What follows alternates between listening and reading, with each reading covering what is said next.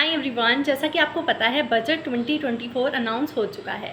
तो इस बजट में इनकम टैक्स से रिलेटेड कौन कौन से चेंजेस आए हैं ये सारे मैं डिस्कस करने वाली हूँ इस वीडियो में। जितने भी मेजर चेंजेस हैं इनकम टैक्स से रिलेटेड वो सारे इस वीडियो में कवर होंगे। तो आपको वीडियो को लास्ट तक देखना है, कोई भी पार्ट स्किप नहीं करना है। और अगर आप शेयर मार्केट में ट्रेड करते हैं तो आपके लिए तो कुछ ज़्यादा ही चेंजेस आ चुके हैं।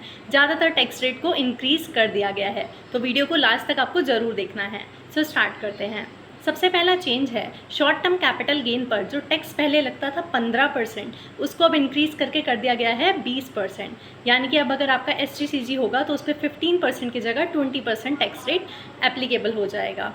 सेकंड यहाँ पर चेंज है, अगर आपका लॉन्ग टर्म कैपिटल गेन होता है तो लॉन्ग टर्म कैपिटल गेन पर पहले लगता था टैक्स 10%, लेकिन उस 10% वाले लॉन्ग टर्म कैपिटल गेन को अब इंक्रीज़ कर दिया गया है 12.5%। लेकिन साथ ही साथ इसमें आपको एक फ़ायदा भी दिया गया है।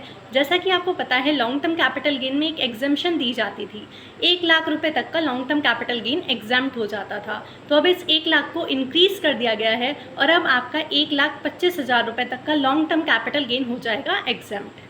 थर्ड चेंज है, जो पहले आपका सिक्योरिटी ट्रांजैक्शन टैक्स कटता था 0.01%, अब इसको भी इंक्रीज़ कर दिया गया है, अब STT हो गया है 0.02%। इसके अलावा फोर्थ चेंज आ गया है कि आपकी जो न्यू टैक्स रजीम की टैक्स स्लैब है उसे ही पूरा चेंज कर दिया गया है।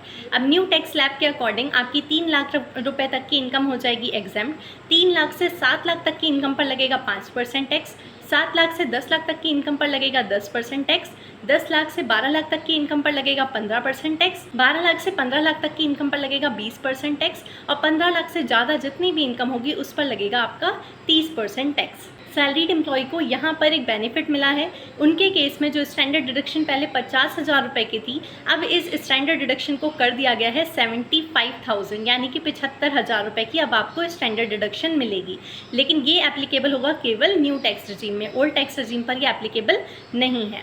साथ ही साथ अगर किसी को फैमिली पेंशन मिलती है तो पहले 15,000 तक की जो फैमिली पेंशन थी उसमें एग्जम्पशन मिल जाती थी, लेकिन अब इस 15,000 के अमाउंट को कर दिया गया है 25,000 रुपये। नेक्स्ट चेंज है related to foreign companies. Foreign company की केस में पहले जो टैक्स लगता था वो था 40%, लेकिन अब इसको डिक्रीज़ कर दिया गया है, यानी कि टैक्स के रेट को अब कम कर दिया गया है। फॉरेन कंपनीज़ को अब टैक्स पे करना होगा 35%। ई कॉमर्स ऑपरेटर के केस में एक और चेंज है, इसमें पहले TDS का जो रेट था वो 1% था, लेकिन अब TDS के रेट को डिक्रीज़ करके कर दिया गया है 0.1%। नेक्स्ट चेंज है कि एंजल टैक्स को अबॉलिश कर दिया गया है, यानी कि अब एंजल टैक्स भी एप्लीकेबल नहीं होगा किसी भी इन्वेस्टर के केस में।